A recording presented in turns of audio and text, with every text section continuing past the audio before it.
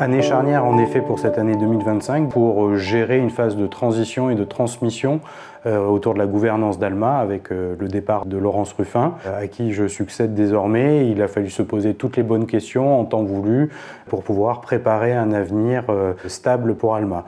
Heureusement que l'ADN d'une entreprise coopérative qui est Alma pense ces sujets-là au long cours puisqu'elle est structurellement organisée pour transmettre son outil de travail, transmettre les savoir-faire entre générations de coopérateurs et d'associés salariés au sein d'Alma.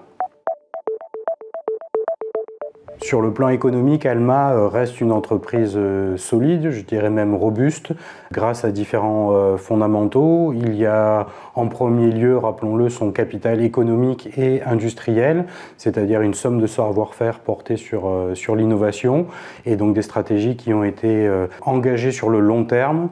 Et d'autre part, le deuxième moteur d'Alma, c'est tout ce que j'appellerais son capital humain, qui se centre à la fois sur l'engagement des Almaciens et l'engagement aussi de nos clients. L'avantage de porter sa vision sur le temps long nous permet de persévérer dans nos stratégies. D'une part, celle qui a été engagée au travers de l'internationalisation de nos activités d'édition, notamment dans le monde industriel, une diversification et une modernisation de notre offre autour des logiciels SaaS, et aussi compléter nos activités en les diversifiant dans d'autres secteurs qui nous permettent de contrebalancer les effets de cycle. Voilà, tout ça doit continuer à être accompagné par un haut niveau d'innovation et d'investissement dans notre R&D.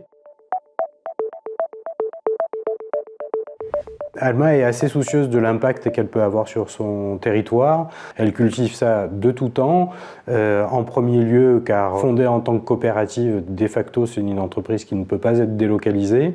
Elle est composée par ses associés salariés qui sont des Almaciens qui habitent et vivent sur ce territoire et parfois au-delà.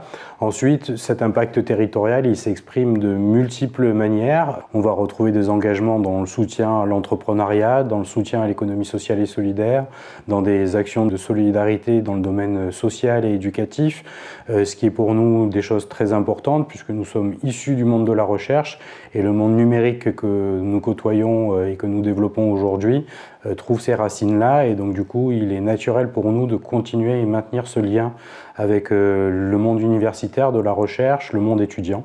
On peut citer peut-être en dernier lieu le partenariat qui a été tissé avec l'INP et l'ENSIMAG, notamment sur des thématiques d'économie régénérative.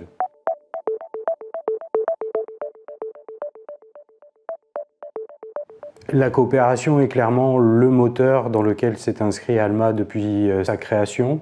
C'est pour nous à la fois l'essence même de notre aventure entrepreneuriale et une forme de finalité.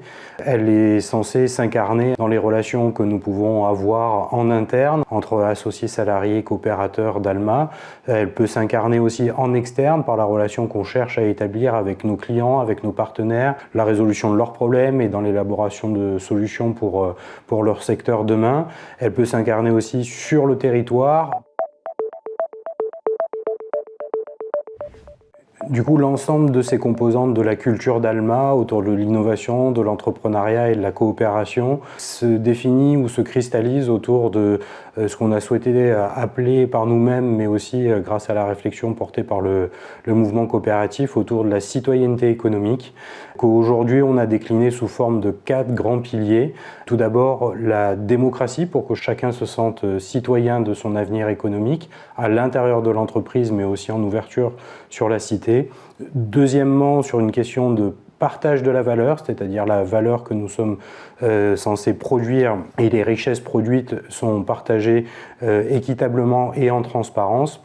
Troisièmement, la question du bien-être des salariés, car c'est ce qu'on doit chercher à construire en tant que première richesse. Et enfin, la contribution économique territoriale et citoyenne, c'est-à-dire en quoi les activités que nous développons sont utiles aujourd'hui et encore plus utiles demain au monde économique et social qui nous entoure.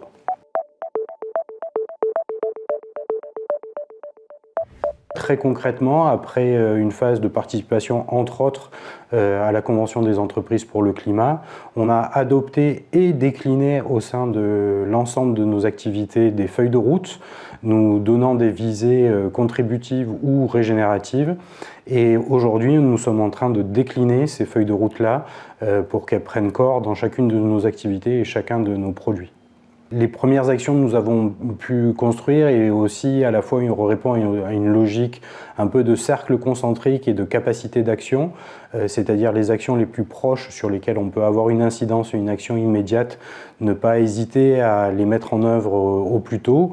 De ce point de vue-là, on a eu des actions sur le plan énergétique, en équipant nos bâtiments de panneaux photovoltaïques et le choix effectivement d'Alma de ne pas accroître son emprise foncière et de plutôt faire le choix de rénover les bâtiments existants. On travaillait aussi lourdement sur les questions de mobilité, à la fois mobilité interne de nos activités et mobilité de nos salariés.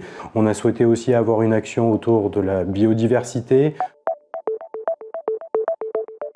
Alma a créé quelque chose d'assez formidable depuis presque une cinquantaine d'années en essayant de suivre une ligne de crête entre une certaine forme de réussite économique et d'efficacité économique grâce à son modèle entrepreneurial et son modèle d'innovation. Et de l'autre côté, le fait de vouloir respecter les individus et les humains qui contribuent à ces réussites-là. C'est ça qui doit continuer à guider l'avenir d'Alma, car je suis convaincu que c'est ça, avec ces deux ingrédients-là, qu'on peut à la fois contribuer positivement à la société qui nous entoure et respecter tous les Almaciens qui décident de venir mettre leur force de travail à contribution d'un projet qui est, lui, collectif.